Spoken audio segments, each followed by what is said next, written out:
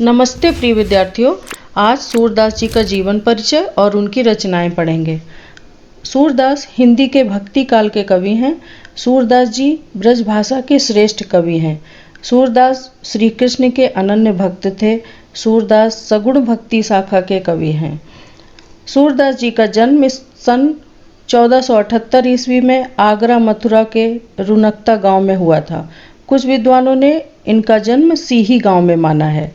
मृत्यु 1583 ईस्वी पारसौली गांव में हुई थी। पिता का नाम रामदास सारस्वत था। सूरदास जी के गुरु वल्लभाचार्य जी थे। सूरदास जी ने कृष्ण के सौंदर्य का जितना सूक्ष्म और सुंदर वर्णन किया है, वैसा कोई जन्मांध व्यक्ति कदापि नहीं कर सकता। इसलिए इसमें भी कई मत हैं कि वो जन्म से अंधे थे या फिर बाद में हुए। सूरदास की रचनाएं।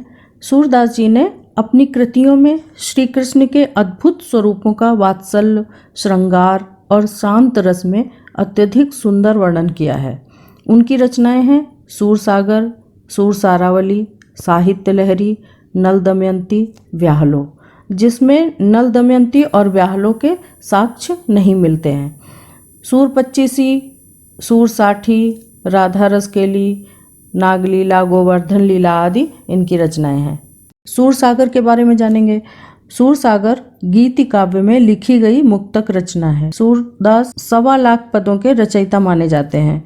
सूरसागर में भक्ति रस की प्रधानता है। सूरदास जी ने इस कृति में श्री कृष्ण की लीलाओं का बेहद खूबसूरती से वर्णन किया है। इसे श्रीमद् भागवत पुराण कहा जाता है। श्रीमद् भागवत पुराण में 12 स्कंध हैं। भ्रमर गीत में बाल भाव, वात्सल्य भाव, विरह वर्णन की विलक्षण अभिव्यक्ति है। सूरसागर को कृष्ण भक्ति साहित्य का हृदय कहा जाता है। भ्रमर गीत को सूरसागर का हृदय कहा गया है। भ्रमर गीत में 400 पद संग्रहित हैं। श्रीमद् भागवत पुराण के 10वें स्कंद में भ्रमर गीत लिखित है। इसे सर्वश्रेष्ठ उपालंब कहा गया है।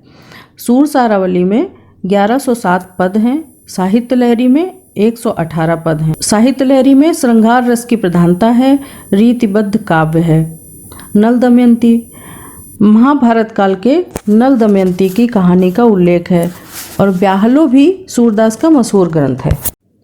व्याहलो में श्री कृष्ण और राधा की लीलाओं का वर्णन है। श्री कृष्ण और राधा के विवाह का वर्णन है।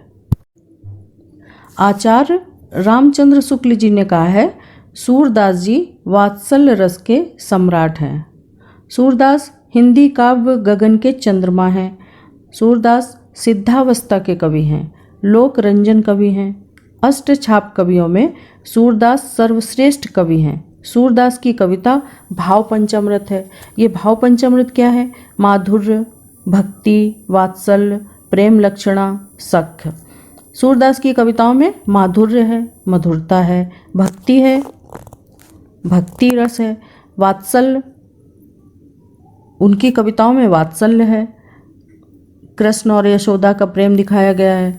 प्रेम लक्षणा, उनकी कविताओं में प्रेम है। सख्य और सख्य भाव भी है। सुदामा और श्री कृष्ण का सखा भाव दिखाया गया है। आचार्य हजारी प्रसाद द्विवेदी जी के वक्तव्य हैं, सूरदास जी अपने काव्य का वर्णन करते हैं तो मानो अलंकार उनके पीछे पीछे दौड़ा करता है। उपमाओं की बाढ़ आ जाती है और रूपक की वर्षा होने लगती है। उनके काव्य में बाल लीला से बढ़कर जो गुण है वो उनका मात्र हृदय चित्रण है। गोस्वामी विट्ठल दास जी ने सूरदास जी को पुष्टि मार्ग का जहाज कहा है। सूरदास जी को पुष्टि मार्ग का जहाज भी कहा जाता है। Thanks to likers, subscribers and for watching video.